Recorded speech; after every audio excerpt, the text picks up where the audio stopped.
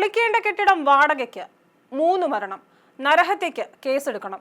കൊടകര അപകടം വെറും സാമ്പിൾ, ഇതിലും വലുത് ഇനിയുണ്ടാകും. അപകടം എപ്പോഴും പറ്റാം, ഒഴിവാക്കേണ്ടത് ഒഴിവാക്കിയില്ലെങ്കിലോ ബന്ധപ്പെട്ടവർ പ്രതികരിക്കണം. ഉപയോഗശൂന്യം എന്ന് പറഞ്ഞ കെട്ടിടം ഇടിഞ്ഞു വീണു. ഉറക്കമുണരും മുമ്പാണ് 3 പേർ മരിച്ചത്. 14 പേർ ഓടി രക്ഷപ്പെട്ടു.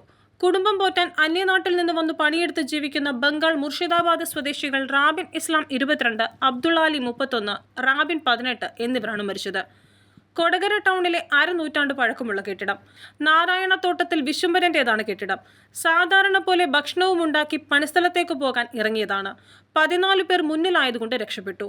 3 പേർ സ്ലാബിനടിയിലായിപ്പോയി. പൊളിക്കേണ്ട കെട്ടിടം പൊളിച്ചില്ല, അന്യനാട്ടിൽ നിന്ന് വന്നവർക്ക് വാടകയ്ക്ക് കൊടുത്തു. ഇതിൽ കെട്ടിട ഉടമ 1-ാം പ്രതിയാകണം. ബലക്ഷ്യമുള്ളതെന്ന ഉദ്യോഗസ്ഥ റിപ്പോർട്ടുള്ള കെട്ടിടം വാടകയ്ക്ക് കൊടുത്തെങ്കിൽ അത് ലോക്കൽ ബോഡി തടയണ്ടേ? അതുണ്ടായില്ല. ഇതുപോലെ ഉപയോഗശൂന്യവും വാസയോഗ്യവുമല്ലാത്ത ആയിരക്കണക്കിനിടങ്ങൾ കേരളത്തിലുണ്ട്.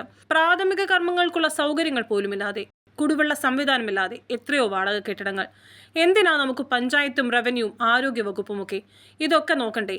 ഇനിയും ഒരു ജീവൻ ഇങ്ങനെ പൊലിയാതിരിക്കണ്ടേ? News bureau, Malappuram.